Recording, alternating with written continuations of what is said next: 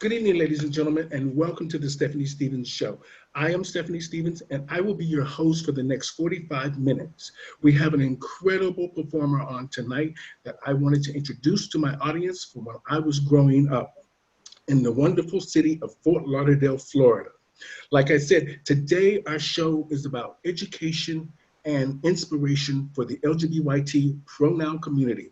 And tonight I have decided to invite one of the greatest performers I used to watch all the time and I grew up with in Fort Lauderdale, Florida, Mr. Gerald J. Mays, aka Tiffany Middlesexx. Hello, lady. Hello, lady. How are you? I'm very good. How are you? I'm doing great. Thank you.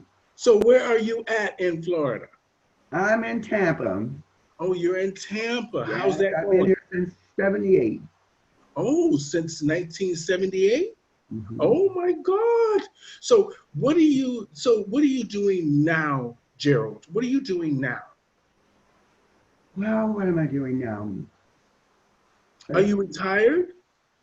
Oh, yes, I've been retired since 2011. Okay. Yeah, I So retired a few years and back. are you I, I, I wanted to retire while I was still at the height of my profession.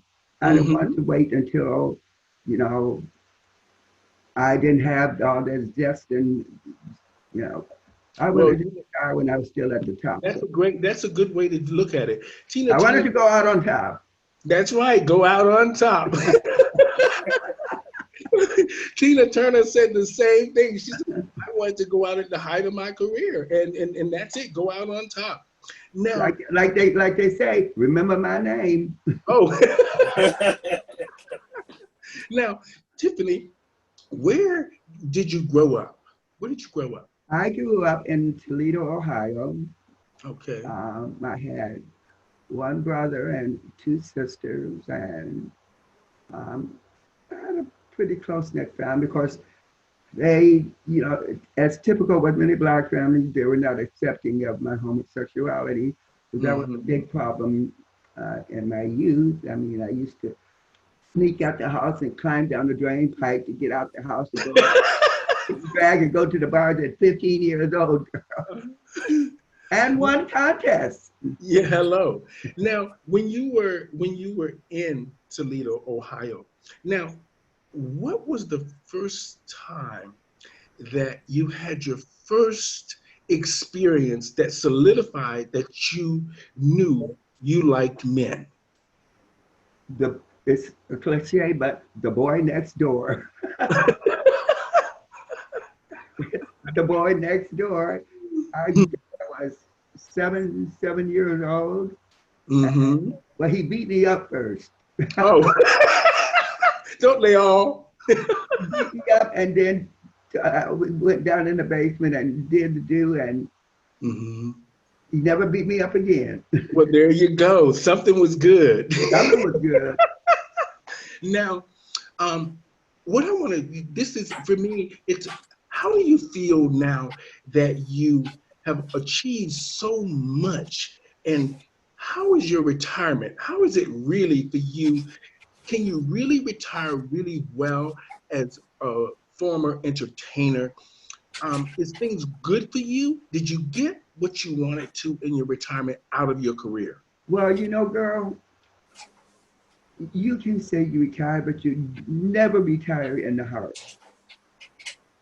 An entertainer is always an An entertainer. entertainer is always an entertainer. You can retire, but that's always in your heart. And it was tough for me to retire, but I knew it was time. I Mhm. didn't move as fast as I used to do, and I didn't. I was having so many medical problems back then. I mean, Hmm. so many, and I just figured I needed to concentrate on my health. That's right. Health comes first. Without that, we Health have comes nothing. first. I had to do that, and to say, I know a lot of people say, well, they stop jogging, they don't miss it, but that's a lie. You always miss it. You love the thunder, that applause, and you love that romance you have with the audience. That's it's like a romance. You dance a little dance, It's a and love affair. you love that, and I miss it. But Do you My go to the my faith, bars my now, watch the shows? Do you go to the events and watch the shows or to the bars? my faith has been a big part of me. Okay. My faith has brought me through a lot. My faith and my little dog Piper, wherever she is. Oh, there she is. Hi, Piper. My dog. Oh. And but I You don't know. know, I'm glad to see that you even I'm glad to see that you're doing well. I mean, because there's a lot of us that are not here and that are not doing well. Now, Well, I have I've had some problems, but mhm, I don't let them stop me, and I overcome them. that's great. A problem is only a problem as long as you let it be. That's right. You know, I tell people all the time, trust me, Tiffany, I've been through my ups and my downs, but I Mhm. pushed through because I was just determined to make things better for me. Right? That's it. Now, where did you find your drag name? Where did you find that? Well, Tiffany came off of a character on TV stuff that was called The Edge of Night, and Okay. her name was Tiffany. And I got Middlesex. I was taking this guy home, and he was giving me directions, and he said, "Tiffany, turn left here on Middlesex." It was Middlesex Drive, and it just clicked in my head. So that's how I got it. I was taking it. Cute guy too. Oh, she was doing a hookup. That's it. Hook up and the last name. Yes, hello. Now that's amazing. That is I really came off a street sign. hello. Now, when you first, um, where did you first figure out that you knew you were gay and you wanted to just be in the bars and be that? What was the first drag show you seen that you said, I can do that and I need to be up there? Oh, it was in Toledo, Ohio. It was at uh, Joe's, what was the name? Joe's Bar. God rest his soul. Mm-hmm. I remember I was 14 years. I think it was 14 or 15. And I went in with some friends and they were doing a show and I just couldn't believe it. I said, oh, they're gorgeous. You know, these men look like women. And I always had a theatricality about me because originally I wanted to be a Broadway dancer. I studied dance for 15 years with my dance Mm-hmm. teacher in Toledo. I started out at the Boys Club at 9 years old, and then she took me from there to where she worked at the Jewish Community Center, and I worked still stands there with her for about 15 years. So I wanted to be a Broadway dancer, but I saw the drag show and I got that bug. I love that flair and the glamour and how the people just seem to adore the entertainers. And I just wanted to be adored. Oh, Don't now, we all? yes. Well, hello. Adored all day, every day, if you ask me. Um, now, who did you have a drag mother? No, we didn't have drag parents back in the day. Okay, so We you didn't were have drag parents back you're then self-taught. in the 70s. No, I didn't. Well, I did have a drag parent. I Hmm. didn't know about it, but they did have them, but I didn't know. I know that. Okay. Now, what? Who are some of? Do you think drag today is better or? Oh, girl, you go get me in trouble. I knew that question was gonna come up, and I've been preparing for it, and I'm still not ready for it. Oh. But I'm a very truthful person. Do I think the drag today is better than in my yesteryear? Hmm. Honestly, no, because when I was doing drag, the, to see a man become a woman and perform like a woman, enjoy it. But now, these days, look at you, you're beautiful, but some you doing Thank you. yellow hair and pink hair and eyelashes 6 feet long and paint your face like a wolf, and that's not drag to me.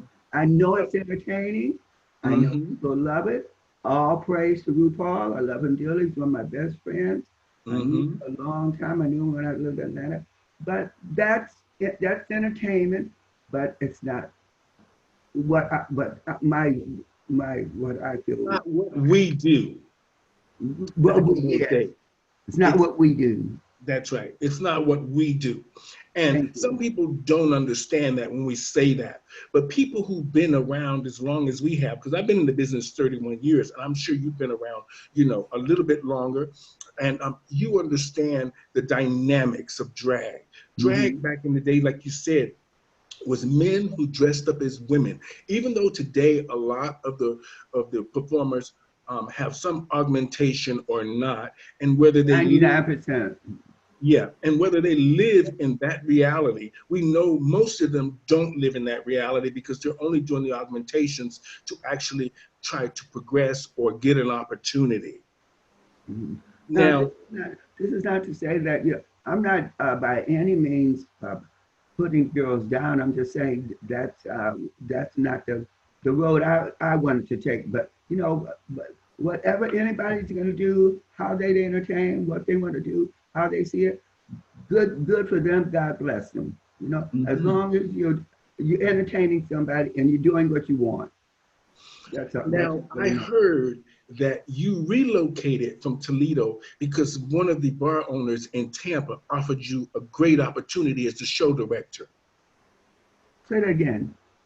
I read on your page where you relocated from Uh, Toledo, I oh think, yes, yes. to Tampa. I'll tell you how that story happened. I was working in Cleveland with Lori Del Mar. She was Okay. from Orlando, and she got me to come and do a guest spot at the Parliament House. And this gentleman named Ray Jennings had just opened up a club in Tampa, and he saw me at the Parliament House.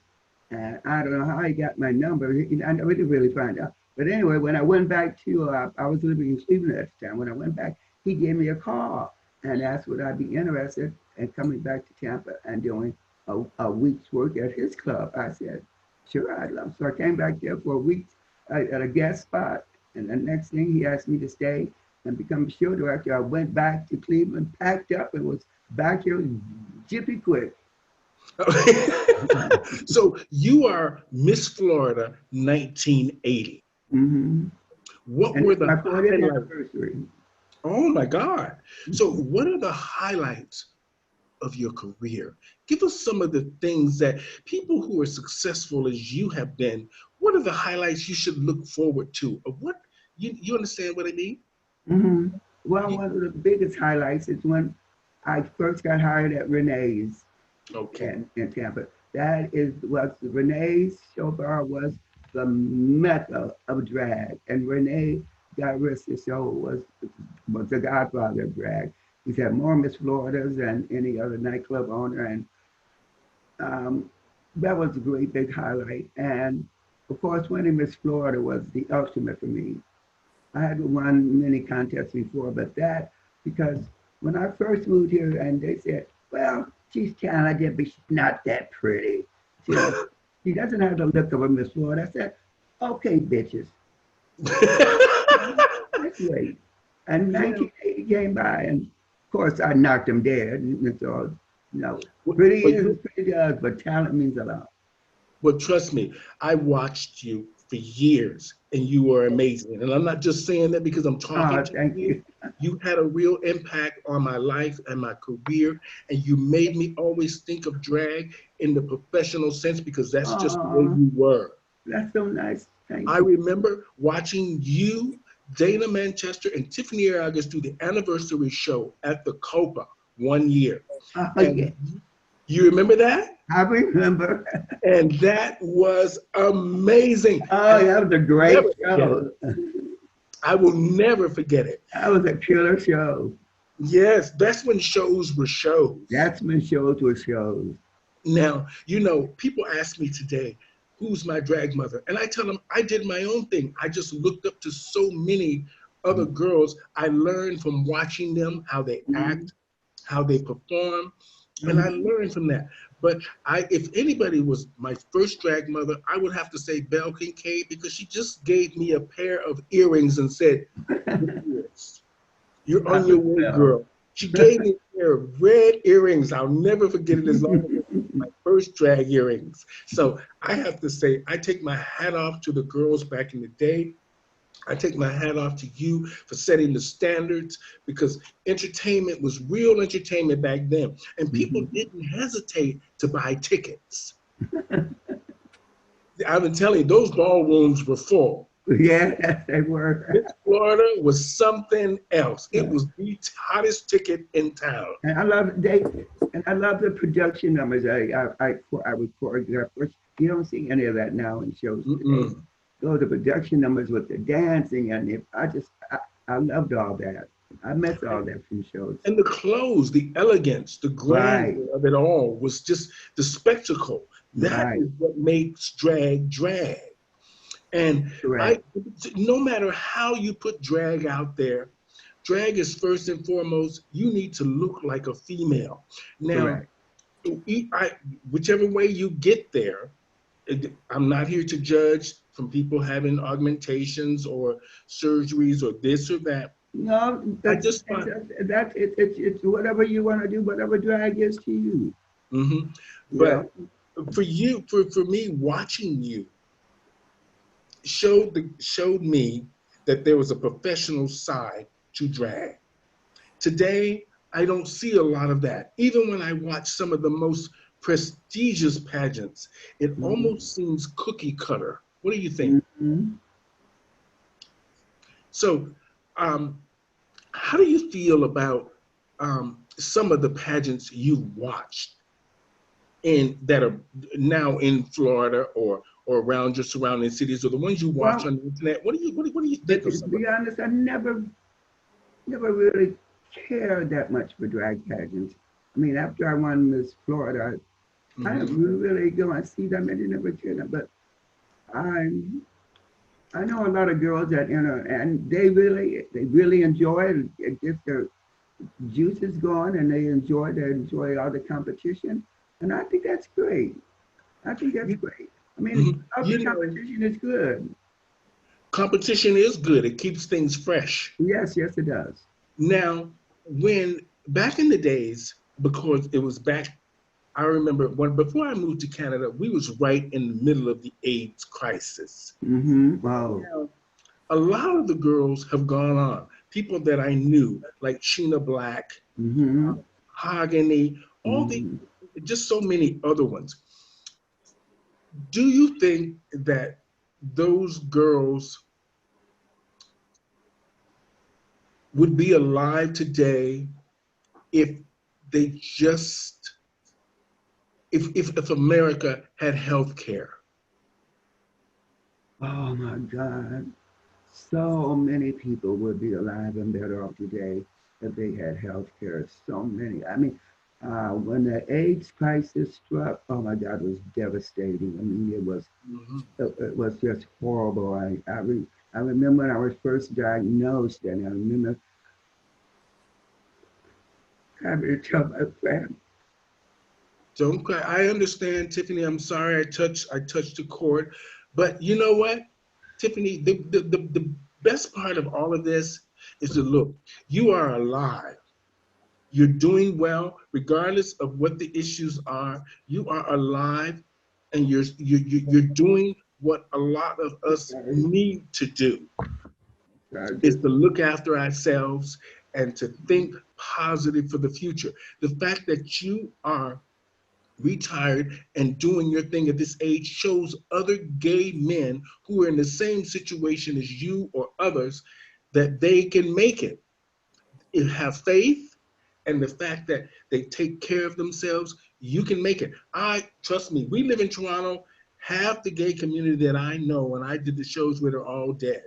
And I miss them, from the bar owners to people I knew personally, I had in my home, I hung out with, even some of the people I slept with. And I was just lucky. Back in the days, I don't know what it was, because trust me, Tiffany, when I tell you I was something else, I was something else. And I am just blessed to even be alive. And 3 or 4 years ago, I couldn't say that, because I had a stroke, and then I had another stroke. So I'm not supposed to be here. I am here for a reason. So I understand. So for us in general, for people who are going through health struggles, I'm almost 60 years old. I am just blessed to be alive. And the reason I reached out to you is because you were a real influence in my life in Florida. Oh, You thank you. probably didn't know it, but you were. Well, You that's so helped a nice. lot. You helped a lot of the girls see pageantry different, see entertainment in the drag world different. I watched a lot of your shows. And like I said, I'm not just saying that. It's you, Tiffany Ariagas, Dana Manchester, Nikki Adams, so many other Oh, ones, the great ones. I love them. great ones that are gone or still here and not, they're living their lives. I am just so glad. I saw your post with Tiffany and the pictures you guys had together with Esme Russell. My Oh, little daughter. I was just so blessed. Sandy Laurent, all of these Oh, I people, love Sandy. I remember all of them. I tell them Lola Lush, you remember Bianca Brinsky, Victoria Oh, Manton, all yeah. of these girls. I remember them so well. And I miss Fort Lauderdale. I miss it. I do too. I miss it. I love those girls. Had a blast on every time I went to Miss Florida. So nice. Those girls were so nice to me. Very nice to me. Very You nice. know what else I like? I like the fact that you keep reaching out to them and they respond. Oh yes. That has been amazing. That is a real inspiration to us as the LGBTQ community as we get older and we're older performers. And the girls haven't forgot us. They're not saying, "Oh, that old queen just go away." Oh no, no, no, no. Those no. I mean, no, my girls are my girls. I mean, I love them and they love me and oh no, I would never forget any of them and never and oh my God, So, I just so are you happy now? Are you okay? yes, I'm okay and I'm happy. Okay. I'm very happy. You know, the devil puts a block in your way, but God puts it out of the way. And I Mhm. went through that a few times recently, but things have come out okay. So I'm very happy. I'm happy with the life that I have now. I'm happy just to be living because I mean, there were times years ago when I was always in the hospital a couple times when I died a couple times on the table and they brought me back and Mhm. evidently I'm here for a reason because God's not ready for me to go yet. So yes, I'm HAPPY. Wonderful. Now, I don't know. I'm just in such awe of you because I watched you for so many years, and the I'm fact just that an I'm old actually, black girl. yeah. One of many. Yeah. Now, when when you think about drag today, do you see drag having a real future? Has RuPaul really had an impact in a real positive way for our community to go forth? Yes, he has it. You know, and you know how he's had a positive because, excuse me, he brought it to the mainstream. You Okay, gotta give credit where it's due.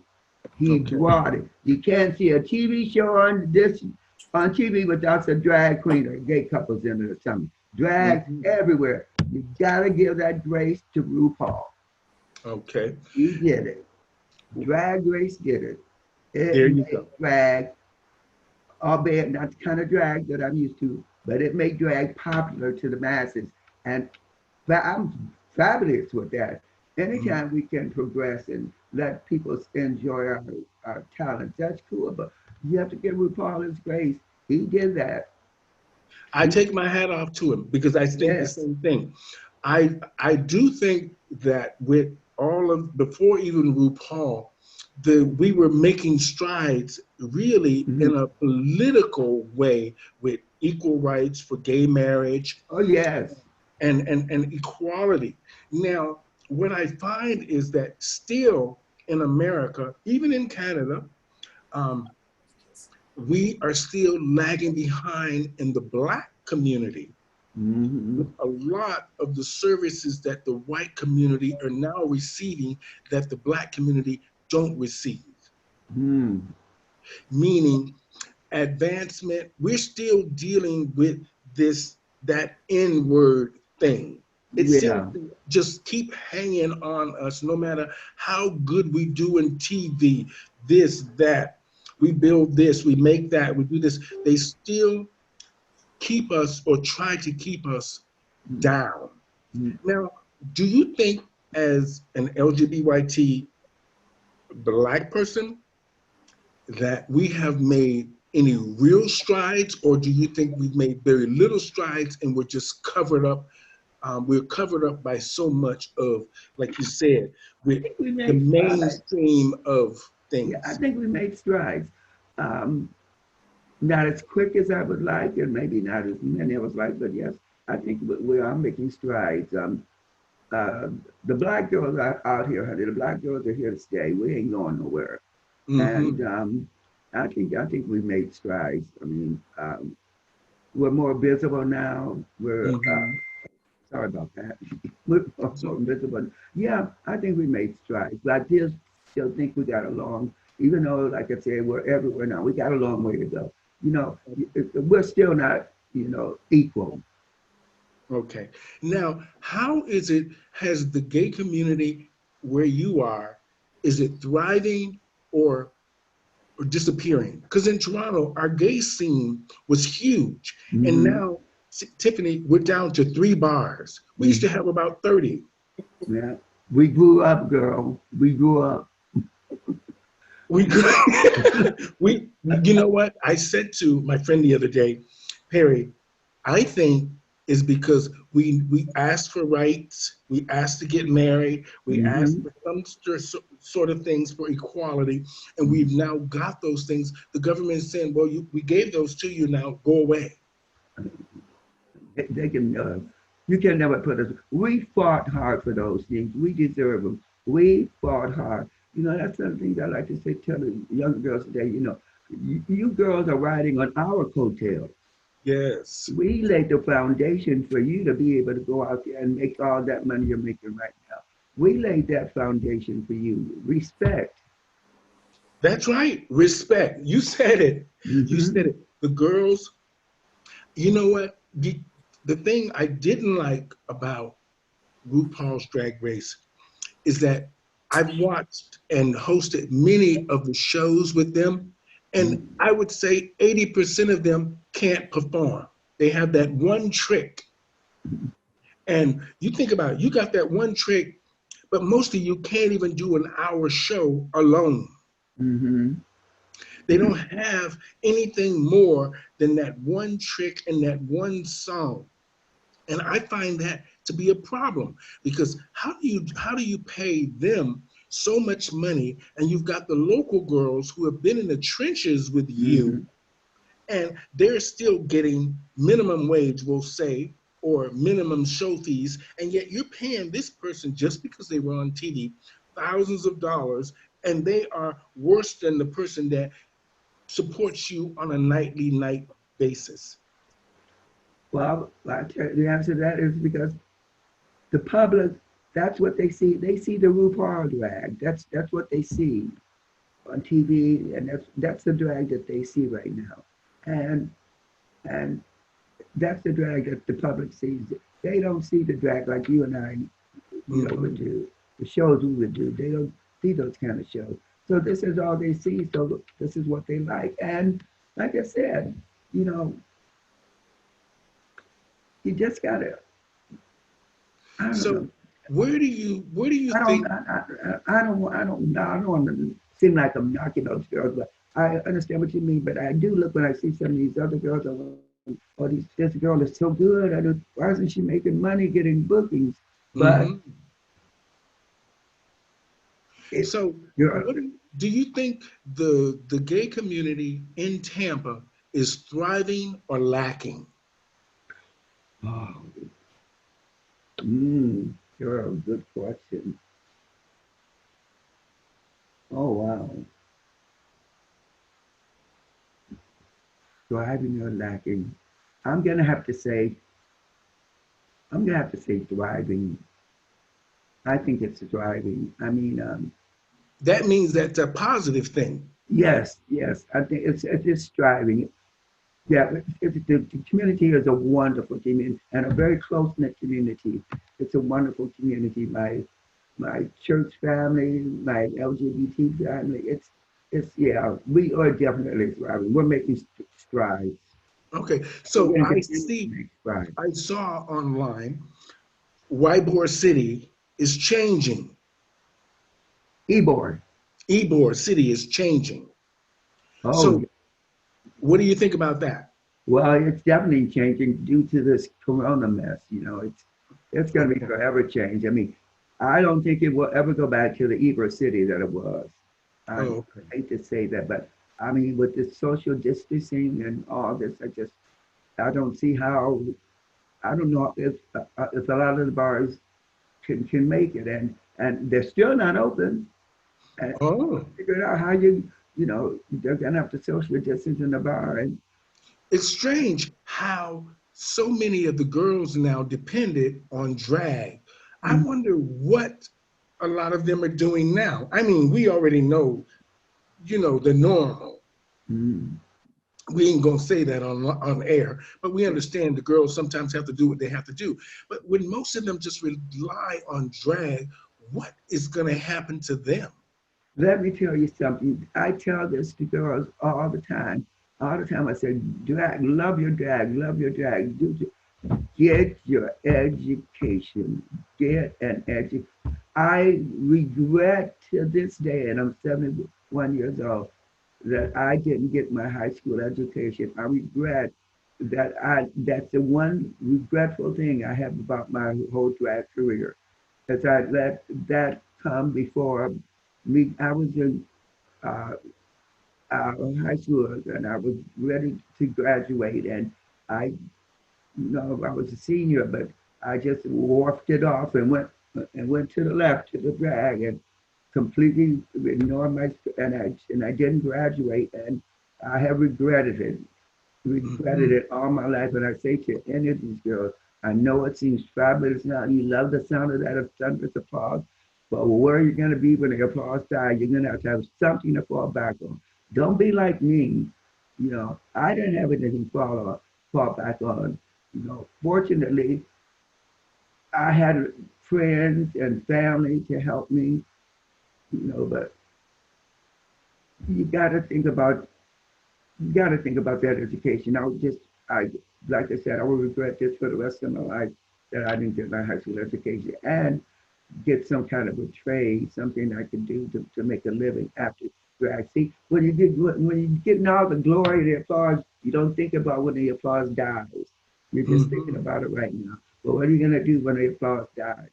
You still gotta eat.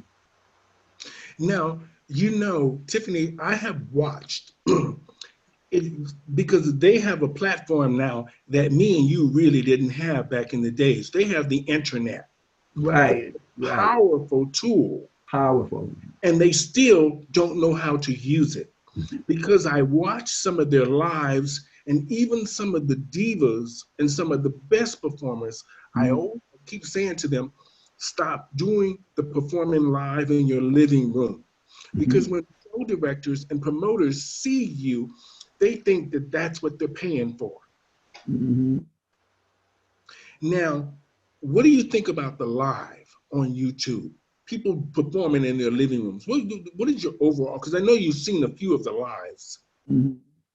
Well, honestly, a girl, they gotta eat.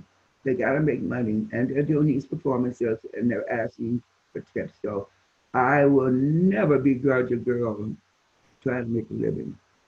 Okay. To me, I think it's all right. I think it's okay because a lot of girls are out of work now. A lot of girls are, and some of them this is the only income that they have. So if this is you do what you got to do when you got to do it. Okay. Now, from what you've seen on, I haven't seen a bunch of the live shows. I haven't, no? no. Okay. Well, okay. From what you see on YouTube, and all of the other ones, not so much the live, just the videos of the girls performing. Do you see that drag will be elevated in the future, or it will stay stagnant, mainly because of the situation we are either in now, or the situation afterwards when we're trying to recover from now? Do you see them? Do you see the girls making any money? Do you see any future in this? I think it's yeah. I think it's going to come back. I mean, I, I, I have high hopes. I think that I think that after all this dire stuff that we're in right now, and the clubs are back to being open, which, like I said, I think probably is going to be a while. I'm not sure, but I mean, I think eventually the girls will go back. I hope to God they get to go back to work. But I have high hopes. I think things will come back, and girls will be put back to work. I really do. I really want to believe that. Okay. Now, in closing, I just want to say it has been an honor. Oh, girl, I've had a blast. It has been an honor to talk to you, and I've learned so much. And humility goes a long way. And I just want to say thank you for all that you did without even knowing that you were guiding me. And I want to say thank you for teaching us about being professional all the time. Thank you for helping the movement of the LGBTQ pronoun community in Florida and in Toledo. All these places, you've made a real difference in a lot of people's lives. And I just want to say, I take my hat off to you. Thank you. So thank you, Gerald. Thank you so much. And enjoy your life in retirement. And we look forward to one day maybe seeing Tiffany again. You never know. Thank you, Gerald. I'm going to say good night. Thank you. It's been a blast. I'm loving Miss Stephanie. Thank you, Gerald. And we'll chat again. I'll share this video with you afterwards, okay? Okay, sweetheart. Thank you. Bye-bye.